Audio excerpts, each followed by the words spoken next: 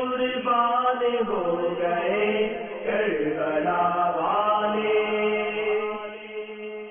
الحمدللہ رب العالمین والصلاة والسلام علی سید المرسلین. اما بعد فاعوذ باللہ من الشیطان الرجیم. بسم اللہ الرحمن الرحیم. الصلاة والسلام علیک یا رسول اللہ وعلی آلک واصحابک یا حبیب اللہ. الصلاة والسلام علیک یا نبی اللہ وعلی آلک واصحابک یا نور اللہ. فاتحہ اور اصال ثواب کا طریقہ بہت پیارا رسالہ ہے. اس کے نام سے ظاہر ہے اس کا موضوع کیا ہے. یہ پڑھیں گے تو انشاءاللہ سیکھ جائیں گے کہ فاتحہ خوانی کس طرح کی جاتی ہے، اصال ثواب کا طریقہ کار کیا ہے. اس میں اولاً جو درود پاک کی فضیلت لکھی ہے وہ آپ کی خدمت میں پیش کرتا ہوں. امیر علیہ سنت نقل فرماتے ہیں، حضرت علامہ ابو عبداللہ محمد بن احمد مالکی قرطبی علی رحمۃ اللہ القوی نقل کرتے ہیں، حضرت سیدنا حسن بصری علیہ رحمۃ اللہ القوی کی خدمت بابرکت میں حاضر ہو کر ایک عورت نے عرض کی، میری جوان بیٹی فوت ہو گئی، کوئی طریقہ ارشاد ہو کہ میں اسے خواب میں دیکھ لوں. آپ نے اسے عمل بتایا. اس عورت نے اپنی مرحومہ بیٹی کو خواب میں دیکھا، مگر اس حال میں دیکھا کہ اس کے بدن پر تار کول یعنی ڈامر کا لباس، گردن میں زنجیر اور پاؤں میں بیڑیاں. یہ ہیبت ناک منظر دیکھ کر وہ عورت کانپ اٹھی. اس نے دوسرے دن حضرت سیدنا حسن بصری علی رحمۃ اللہ القوی کو خواب سنایا. سن کر آپ بہت مغموم ہوئے. کچھ عرصے بعد حضرت سیدنا حسن بصری علی رحمۃ اللہ القوی نے خواب میں ایک لڑکی کو دیکھا جو جنت میں ایک تخت پر اپنے سر پر تاج سجائے بیٹھی. آپ رحمت اللہ تعالی علیہ کو دیکھ کر وہ کہنے لگی، میں اسی خاتون کی بیٹی ہوں جس نے آپ کو میری حالت بتائی تھی. فرمایا، اس کے بقول تو عذاب میں تھی، آخر یہ انقلاب کس طرح آیا؟ مرحومہ بولی، قبرستان کے قریب سے ایک شخص گزرا اور اس نے مصطفیٰ جان رحمت، شمع بزم ہدایت، نوشائے بزم جنت، منبع جود و سخاوت، سراپا فضل و رحمت صلی اللہ تعالی علیہ وسلم پر درود بھیجا. اس کے درود شریف پڑھنے کی برکت سے اللہ عز و جل نے ہم 560 قبر والوں سے عذاب اٹھا لیا. تو پہلے کے مسلمان بزرگوں سے رابطے میں رہتے تھے اور ان نیک لوگوں کے رابطے میں رہنے کی برکت سے ان کے کام بھی بن جایا کرتے تھے کہ اپنی بچی کو خواب میں بھی دیکھ لیا اور سبحان اللہ اس کا عذاب بھی ٹل گیا. تو یہ سارے ثواب ایک درود پاک نے 560 قبر والوں سے عذاب اٹھوا دیا. اللہ کی رحمت کے کیا کہنے. تو جب بھی قبرستان جائیں ہمیں سال ثواب کی سعادت حاصل کرنی چاہیے. قبرستان نہ بھی جائیں پھر بھی سال ثواب کرنا چاہیے. صلو علی الحبیب صلی اللہ تعالی علی محمد. اللہ تبارک و تعالیٰ کی رضا کے لیے، رسول ثواب کے لیے اچھی اچھی نیتیں فرما لیجیے. حسب حال جس قدر اچھی نیتیں کریں گے اجر و ثواب بھی زیادہ ملے گا. محرم الحرام کی 10 تاریخ بہت زیادہ اہمیت کی حامل ہے. بہت سے واقعات عاشورہ کے دن وقوع پذیر ہوئے. اسی دن حضرت سیدنا یوسف علی نبی جینا علیہ الصلاۃ والسلام گہرے کنویں سے نکالے گئے. اسی دن حضرت یعقوب علی نبی جینا علیہ الصلاۃ والسلام کی بینائی کا ضعف دور ہوا. بہت مبارک دن ہے. حضرت یعقوب علیہ السلام یہ حضرت یوسف علیہ السلام کے والد ہیں. یوسف علیہ السلام بھی اللہ کے نبی، حضرت یعقوب علیہ السلام بھی اللہ کے نبی. ان کے والد ہیں حضرت اسحاق علیہ السلام، یہ بھی اللہ کے نبی. اور ان کے والد ہیں حضرت سیدنا ابراہیم خلیل اللہ علی نبی جینا علیہ الصلاۃ والسلام.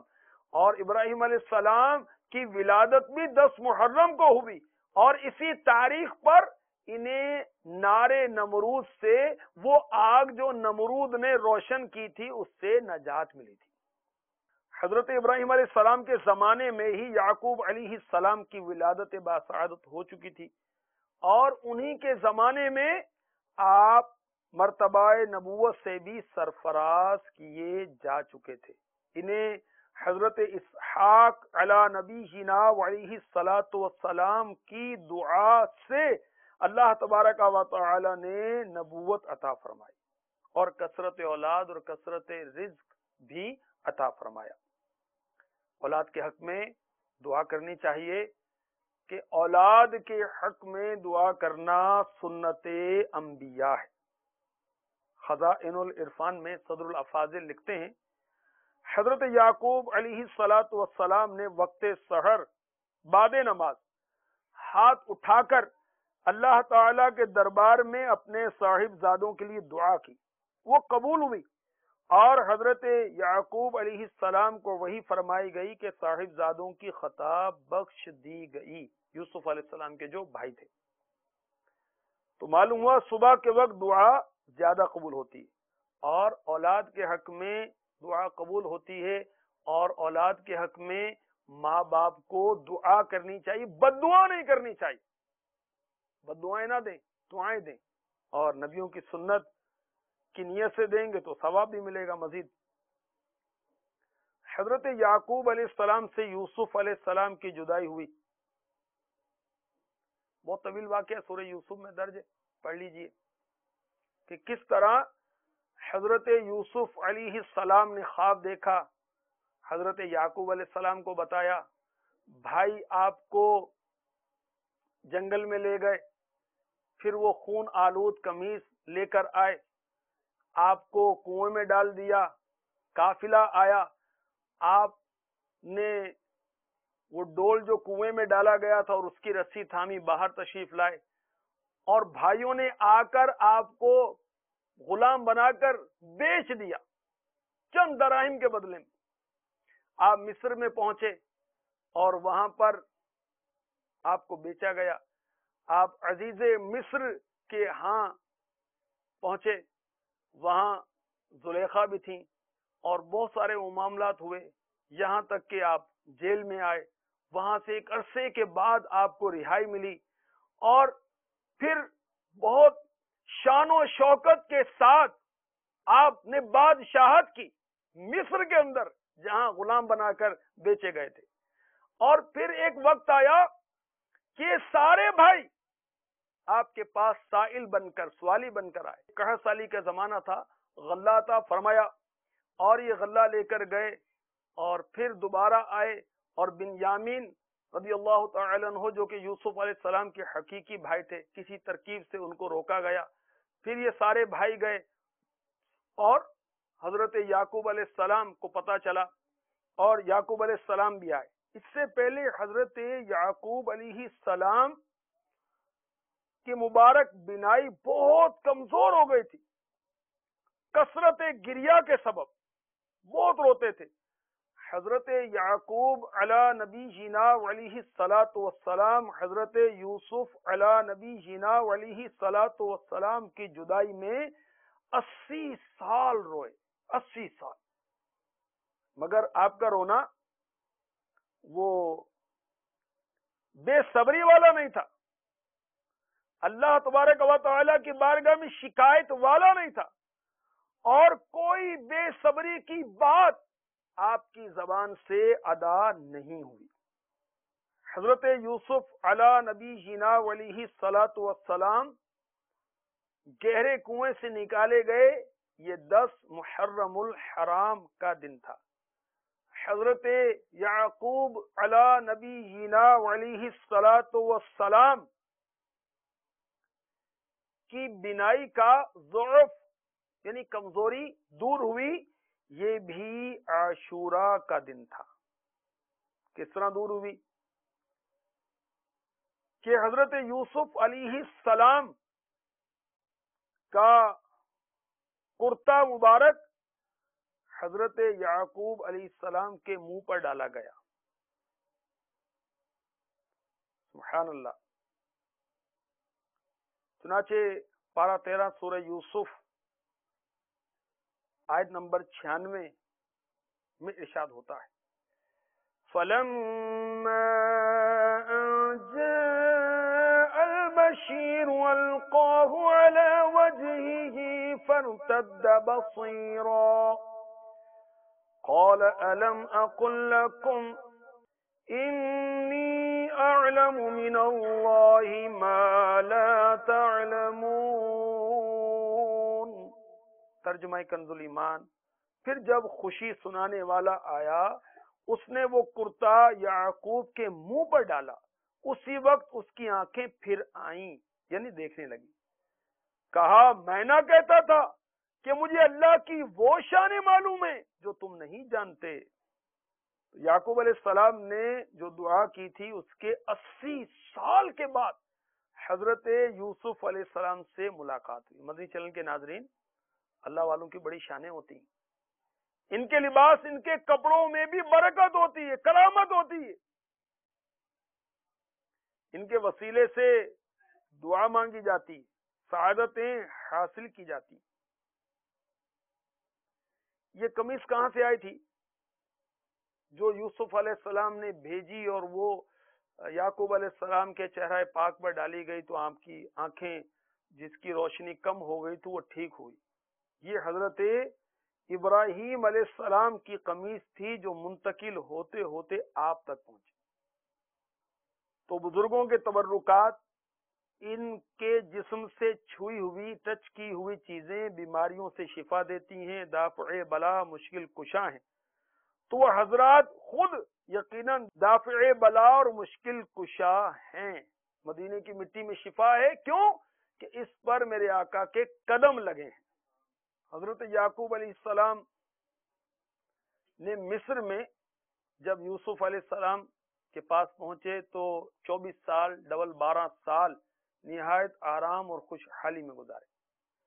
جب آپ کی وفات کا وقت قریب آیا تو آپ نے وصیت فرمائی کہ میرا جنازہ ملک شام میں لے جا کر میرے والد حضرت اسحاق علیہ السلام کی قبر کے پہلو میں دفن کرنا۔ چنانچہ آپ کی وفات کے بعد آپ کے مقدس جسم کو لکڑی کے صندوق میں رکھ کر مصر سے شام لایا گیا۔ ٹھیک اسی وقت آپ کے بھائی حضرت غیث کی وفات ہوئی۔ دونوں کی ولادت بھی ایک ساتھ ہوئی تھی، ایک ہی قبر میں دفن کیے گئے، اور دونوں بھائی کی عمر تھی 147 سال۔ حضرت یعقوب علیہ السلام نے 147 سال کی عمر پائی۔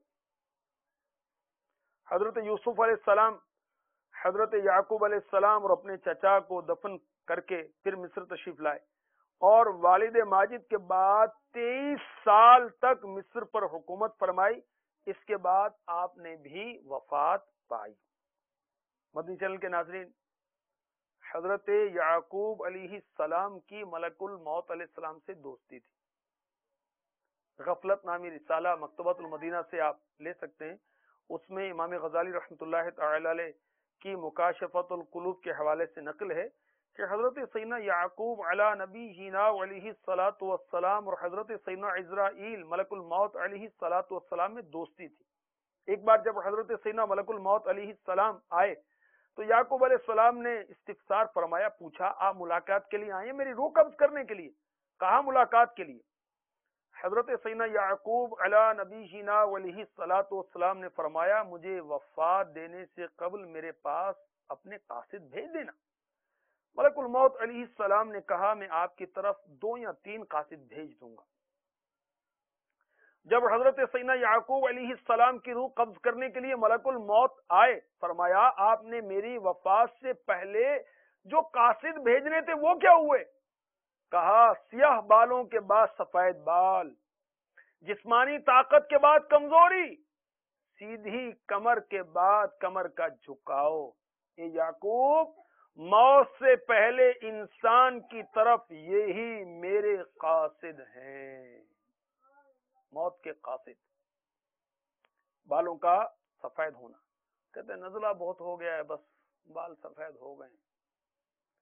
جسمانی طاقت میں کمزوری آ گئی، اب بھی سدھرتے نہیں، ہم آخرت کی تیاری نہیں کرتے۔ سیدھی کمر جھک گئی، اب بھی آخرت کی طرف توجہ نہیں۔ حقیقت تو یہ ہے کہ بیماری موت کا قاصد ہے۔ بیمار کون نہیں ہوتا؟ ایک دن کا بچہ بھی بیمار ہو جاتا ہے، اور بغیر بیماری کے ایکسیڈنٹ آتا ہے، زلزلہ آتا ہے، سیلاب آتا ہے، سب کچھ بہا کے لے جاتا ہے۔ یاد رکھ، ہر آن آخر موت ہے، بن تم مت نادان، آخر موت ہے۔ اللہ کرے کہ ہم غفلت سے بیدار ہو جائیں اور آخرت کی تیاری میں مشغول ہو جائیں۔ 10 محرم الحرام بہت عظیم دن ہے۔ اسی دن میں حضرت یعقوب علی نبینا علیہ الصلاۃ والسلام کی طرف آپ کے فرزند یوسف علیہ السلام کی قمیص لائی گئی اور آپ کے چہرے پر رکھی گئی تو آپ کی بینائی کا ضعف دور ہوا، اور اسی دن حضرت سیدنا یوسف علی نبینا علیہ الصلاۃ والسلام کو گہرے کنویں سے نکالا گیا۔ اور کنویں میں آپ کیوں ڈالے گئے، یہ میں نے مختصراً آپ سے پہلے عرض کیا۔ اللہ تبارک و تعالی اپنے حبیب کے صدقے میں کرم فرمائے۔ سورہ یوسف کی تفسیر آپ پڑھنا چاہیں تو سورہ یوسف کی تفسیر خزائن العرفان میں یا نور العرفان میں پڑھ لیجئے، عجائب القرآن میں پڑھ لیجئے، تو وہاں آپ کو اس کی تفصیل مل جائے گی۔ تو بہرحال اللہ تبارک و تعالی اپنے مقرب بندوں پر آزمائشیں ڈالتا ہے، نیک لوگوں پر آزمائشیں آتی ہیں، انبیاء پر آزمائشیں آتی ہیں، اور جب صبر کرتے ہیں تو انہیں انعامات دنیا اور آخرت میں عطا کی جاتی ہیں۔ یوسف علیہ السلام اور زلیخا کے قصے کو دلیل بنا کر معاذ اللہ جو عشق مجازی کی آفت میں پھنستے ہیں، کفریہ کلمات کے بارے میں سوال جواب کے صفحہ نمبر 275 پر اس کے بارے میں لکھا ہے، وہاں سے پڑھ لیجیے۔ اگر معاذ اللہ کوئی بدنصیب یہ کہے گا کہ حضرت سیدنا یوسف علی نبی جینا علیہ الصلاۃ والسلام زلیخا کے عشق میں دربدر پھرتے رہے، یاد رکھیں کہنا کفر ہے۔ یوسف علیہ السلام نے 120 سال کی عمر پائی، اور بھی واقعات آپ عجائب القرآن سے پڑھ سکتے ہیں۔ اللہ تبارک و تعالی اپنے حبیب کے صدقے میں ہمیں نیکی کی توفیق عطا فرمائے۔ نیا سال آ گیا، نیا عزم کریں، سچی توبہ کریں، آخرت کی تیاری کریں، اللہ ہمیں نصیب فرمائے، آمین بجاہ النبی الامین صلی اللہ تعالی علیہ وسلم۔ سلوگے جو کٹے اسلام کی خدمت کے لیے، آبرو وہ جو گھومے دین کی عظمت کے لیے، دین پہ قربان ہو گئے